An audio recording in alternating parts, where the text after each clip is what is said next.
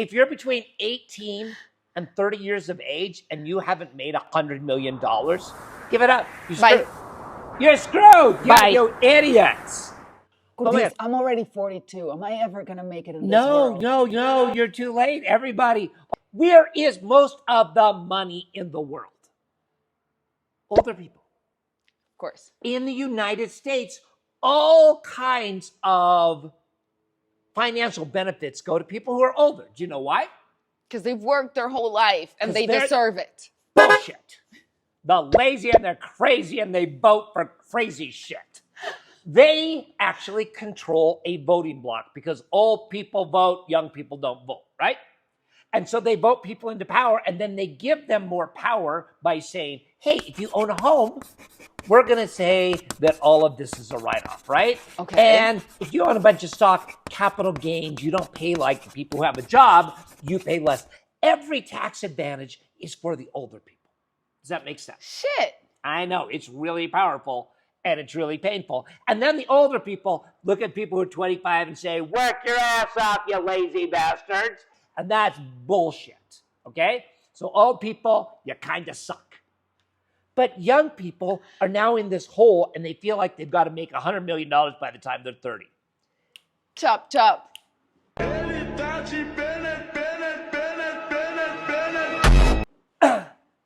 You ain't going to do it. Okay. I typed into the chat GPT, what percentage of people in the world are self-made 100 million by the time they're 30, okay? Yeah. No one. It said generous. Like, it really had to stretch. It's like, if we really stretch it, it's 1 in every 1.9 million people.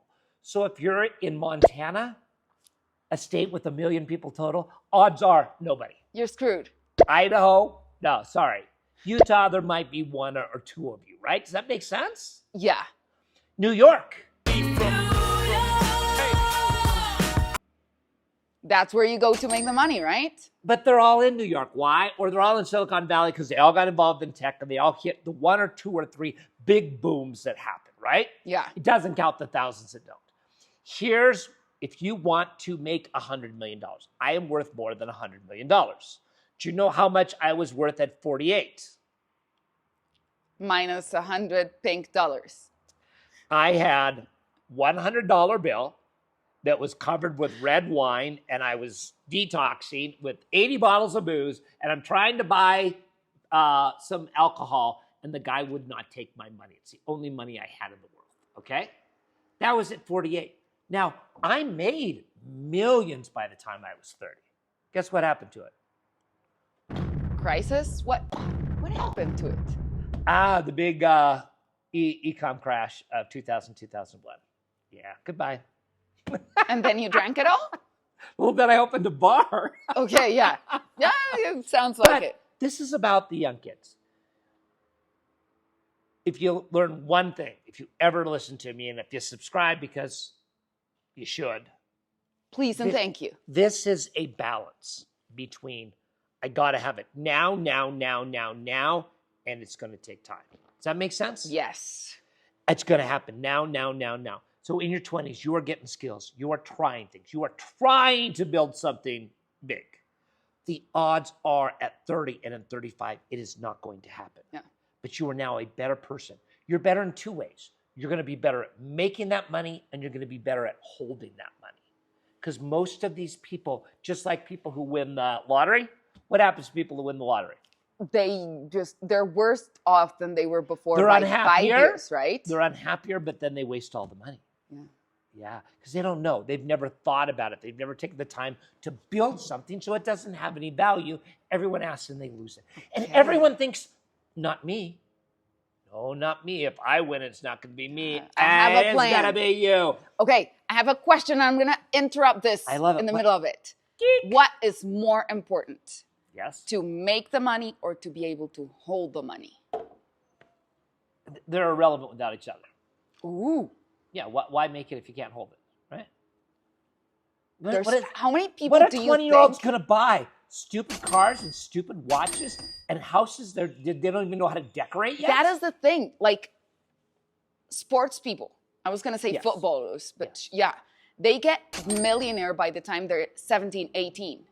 No. And then, well, very few. Yeah, now you with college, soccer players, okay, they do. Sure. And then they don't have the education, like the economical education to hold on to that and make something. Like what percentage of... I don't know the percent, but I know the world is changed. And that is because we do things that we see around us, right? And so what used to happen is in the 60s and 70s, people in sports would get paid and they didn't make as much money. Okay. So they would have to figure out how to build a family and work off of that. All of a sudden, in the 80s, they started getting more money, right? Then in the 90s, even more money. And some of them just spent that money and went out. But now there are role models. There is Magic Johnson, who created an empire outside of what he did. Yeah. There is Steve Young. Steve Young, BYU quarterback, signed his contract and negotiated to pay him off like in 30 years, even more money. So he's got more money coming in now than he did when he was playing, right? I did not know that. That's pretty smart. There's so many people. There's a great example of Michael Jordan helped Charles Barkley get signed with Nike. Okay? And they're like, hey, we're going to pay you $3 million a year. And he's like, awesome. And Michael said, don't do it. Yeah. Take the stock. Charles said he's made 20 times more money off the stock than he ever would have off the cash, right? Because somebody else has told you, don't do the stupid shit. Is that where we come in? Is that what we're going to tell these people? We tell them not to. What we're telling them is this. If you're in your 20s and you haven't made it yet, and you're looking around, your only examples of success are these hyper tech folks who have hit the lottery, right? And fortunately, those type of mentality people are too narrow to go spend their money on stupid shit. Does that make any sense? Yes. If you're a salesman and you make a bunch of money, you're going to go spend it on cars and looking cool because you're a salesman. Yeah. If you're a tech nerd, what are you going to spend $1 million on? Trying to get a date? Oh, come on, Sam Altman. Come on. He is like the most boring dude in the world. You don't know that. Oh, my God. Yes. Yes. Mark Zuckerberg, the big remake. Douchebag. Come on. There's no way. This guy's a moron. In terms of, like, he's just a dork. Does that make sense? Yeah, socially. Yes. Yeah. But he surrounded himself with these people.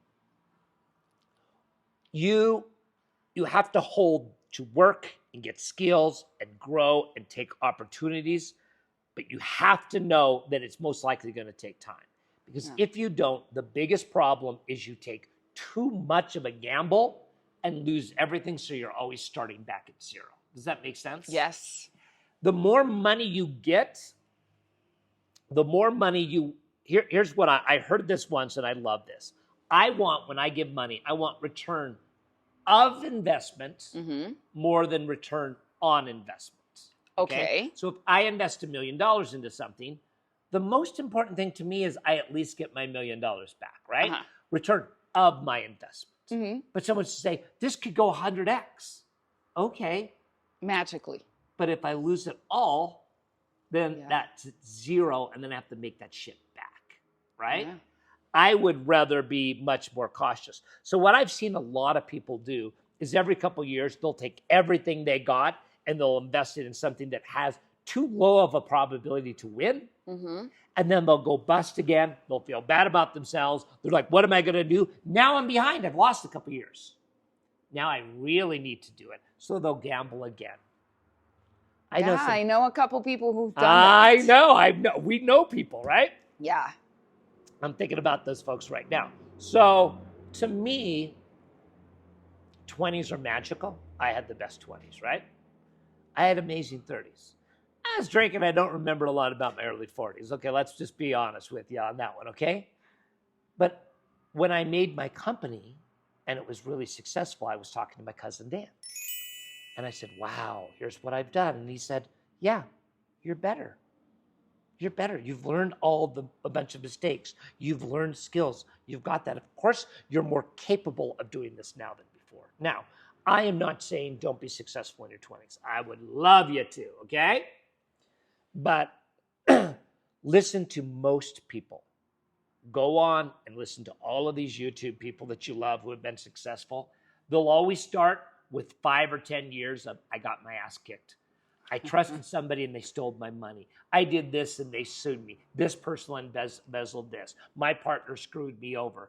I thought it was a big opportunity and then there was a crash, right? They'll always tell that, right? Because what you do is you're harnessing these skills. So work your ass off. Believe it can happen right now. Don't invest all of your money and everything into that thing. And it's going to take a long time to build that up. Are we saying get a mentor? I don't know what that means. I had somebody call me up and say, hey, do you know you think you could be my mentor? And I'm like, what? I'm the hope. Like, what? Like, I don't really know what that means. My mentors were not mentors. It's people I knew who, when I talked to, would say smarter shit than I was thinking. Yeah. And then 1 or 2 lines they said would come back later, months or years later, when I was going to make a decision. And I'd think, oh, yeah, Dan said this. David said this. I remember when someone told me this. I love that. It would change my life. And then I'd go back to Dan and say, hey, remember when you said that? And he's like, no. Hey, Dan, are you my mentor? No. Right? So mentors are just people who in some areas know more than you, that you admire, and you follow parts of what they do, not everything they do. You are not that person. And you have their advice. Mentors' advice is strong enough for you to remember it and actually take action upon it in the sometime in the future. Not you call them up and you do everything that they say. Oh my God, the level of wisdom here. It's amazing. Hey, follow us. Click on the things. Who the hell are you? Hi, I am the pixie in the window. And I'm Curtis. I'm the CEO of Portland Leather Goods. And out of my garage, after I got sober, I built a company that's almost done $500 million in total sales. So pretty impressive. We'll pass the $500 million mark from the little garage here this year, which is kind of fun. And guess what? Halfway through the year. We're doing this on July 2nd, my dad's birthday. Bye. I did not know that. I know. Surprises.